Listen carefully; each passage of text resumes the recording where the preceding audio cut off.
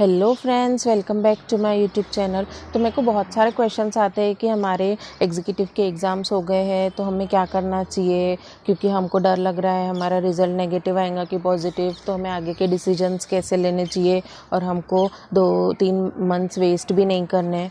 तो ना 4 टाइप के स्टूडेंट्स रहते हैं। सबसे पहले स्टूडेंट्स वो रहते हैं जिन्होंने सिर्फ मॉड्यूल 1 दिया रहता है और उनको मॉड्यूल 2 अभी देना रहता है, पर वो लोग ना क्लासेस परचेस नहीं करते क्योंकि उनको डर लगता है कि ये ग्रुप भी अगर नहीं निकला तो दोनों में लटक जाएंगे। और उसके बाद में मॉड्यूल 2 रहता है, जिन्होंने मॉड्यूल 2 दिया हुआ रहता है उनको मॉड्यूल 1 करना रहता है, उनको भी सेम डर लगता है। तो जो थर्ड टाइप के स्टूडेंट्स रहते हैं उन्होंने क्या किया रहता है, उन्होंने दोनों ग्रुप दिए रहते हैं, उनका फर्स्ट ग्रुप निकला हुआ रहता है और सेकंड ग्रुप पेंडिंग रहता है, अभी एग्ज़ाम दी हुई रहती है। तो उन लोग को लेकिन पासिंग का डर रहता है कि हम पास होंगे कि नहीं, 50-50 रहता है। और जो 4 टाइप के रहते हैं जिनको तो शॉर्ट रहता है कि उनका निकल ही जाएगा, 75% निकल जाएगा, 25% कहीं ना कहीं उनको डर लगता है कि नहीं निकलेगा। तो हम चारों के बारे में डिस्कस करेंगे कि अगर आप इनमें से कोई भी कैटेगरी में फॉल करते हो तो आपको कैसे उस पर रिएक्ट करना चाहिए और आपको 1.5 मंथ जो बचा हुआ है उसको कैसे यूटिलाइज़ करना चाहिए।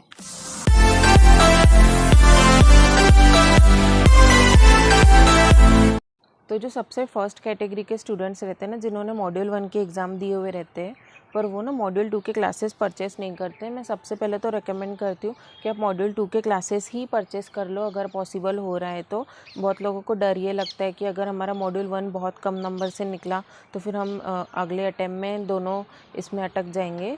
तो यार आपको क्लासेस कभी ना कभी तो करनी है, तो एटलीस्ट आप मॉड्यूल 2 के क्लासेस लेने तो FMCMA के ले लो क्योंकि उसमें अमेंडमेंट्स कम रहते हैं। तो अगर आप ऐसे ही एक्सटेंड करते जाओगे तो यार आपका हमेशा डिले ही होते रहेगा और डिले भी हमेशा 6 मंथ से होते रहेगा। तो अगर आप लेक्चर्स परचेस कर सकते हो तो वो तो सबसे बेस्ट है, और अगर आप लेक्चर्स परचेस नहीं कर सकते हो तो मैं इसके डिस्क्रिप्शन में आपको SM की लिंक दे रही हूँ कि आप SM का पूरा कंप्लीट कहाँ से कर सकते हो। FSM में 40 मार्क्स का SM रहता है, आप पूरा 40 मार्क्स का SM कर सकते हो। EBCL में आप कंपटीशन एक्ट कंप्लीट कर सकते हो, उसके भी लिंक्स मैं डिस्क्रिप्शन में दूंगी कि आप कहाँ से पूरा कंपटीशन एक्ट लर्न कर लो।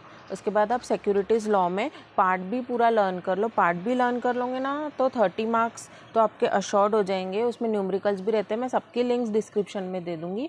और उसके बाद में 4th सब्जेक्ट CMA में आप पूरे थेरी वाले चैप्टर्स कंप्लीट करके रख सकते हो। इन केस अगर आपका निकल गया तो फिर आपको तो ज़्यादा पढ़ने की ज़रूरत नहीं पड़ेगी क्योंकि आप फिर लेक्चर्स ले लोगे तो आपका मेन पोर्शन हो गया रहे। तो जो सेकंड कैटेगरी के स्टूडेंट्स रहते हैं उन्होंने क्या किया हुआ रहता है ना, उनका मॉड्यूल 2 कंप्लीट रहता है और पर मॉड्यूल 1 के क्लासेस परचेस नहीं कर पाते हैं क्योंकि उनको भी डर वही लगता है कि मॉड्यूल 1 नहीं निकलेगा तो फिर काफ़ी उनको इश्यूज़ आ जाएंगे।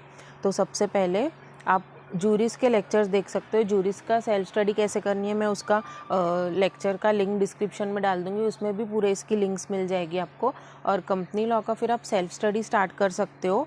पार्ट C के तो मैं पूरे लेक्चर्स दे दूंगी और उसके बाद में आप टैक्स में जो GST वगैरह है उसकी भी बेसिक आप रीडिंग स्टार्ट कर लोगे GST की, तो आपको काफ़ी हेल्पफुल रहेगा। मैं कस्टम के पूरे लेक्चर्स डाल दूंगी इसमें।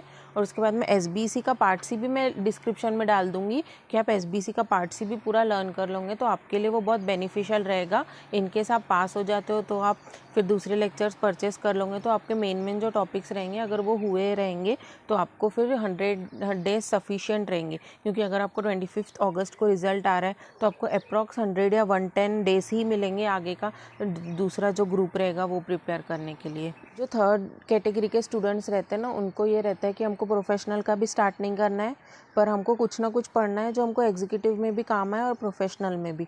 तो आप सबसे पहले ICDR अगर आपका अच्छे से नहीं हुआ है तो आप ICDR कर सकते हो क्योंकि वो आपको प्रोफेशनल में भी है। उसके बाद में आप कर सकते हो इनकम टैक्स के 5 हेड्स, अगर आपके कुछ पेंडिंग है अच्छे से नहीं किया आपने एग्जीक्यूटिव में तो आप वो भी कर सकते हो। उसके बाद में आप GST का आपका कुछ भी नहीं हुआ है, जैसे फॉर्म्स वगैरह छोड़ दिए या रजिस्ट्रेशन प्रोसेस वगैरह आपका नहीं हुआ है तो आप वो भी अच्छे से कर लो।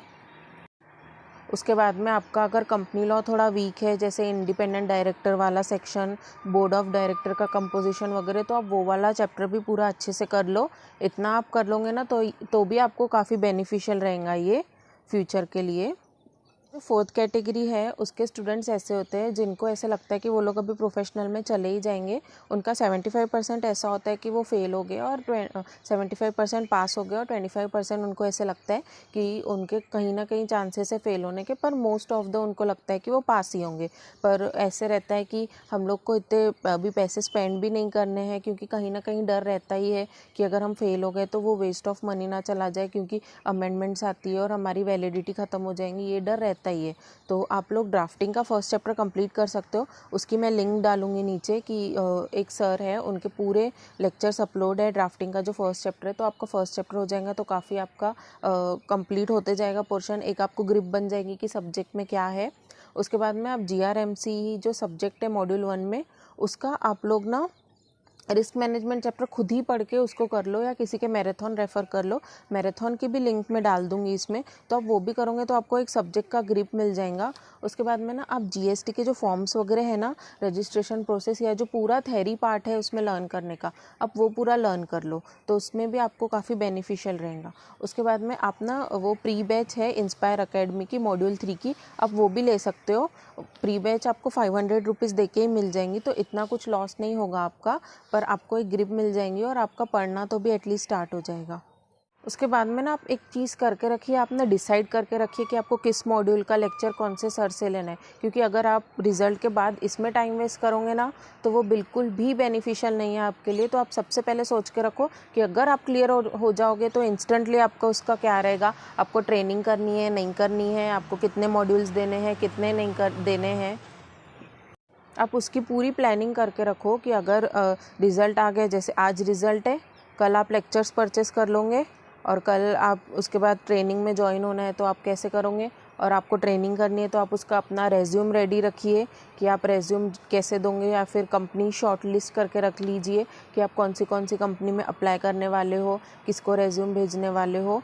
और आपको अगर कोई और टॉपिक पे वीडियो चाहिए तो आप इसके कमेंट सेक्शन में डाल सकते हैं, या फिर आपको इसी से रिलेटेड कुछ और डाउट्स है या क्या है तो आप कमेंट्स में करिए, मैं उसमें रिप्लाई करूँगी। नहीं तो अगर ज़्यादा डाउट्स वगैरह रहेंगे तो मैं एक दूसरा वीडियो भी बनाऊँगी। और आपको ये वीडियो अच्छा लगा होगा तो please like comment and subscribe. Thank you.